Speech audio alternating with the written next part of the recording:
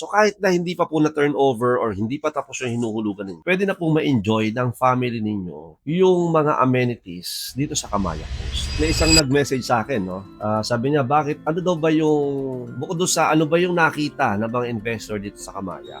Ano naman daw po yung nagustuhan ng mga nakabili na dito sa Kamaya. Unlike sa ibang development, once na nag-invest po kayo, aantayin pa ninyo. So kahit na hindi pa po na turnover or hindi pa tapos yung hinuhulugan ninyo, na ma-fully develop or ma-build yung, for example, bumili po kayo ng isang condominium.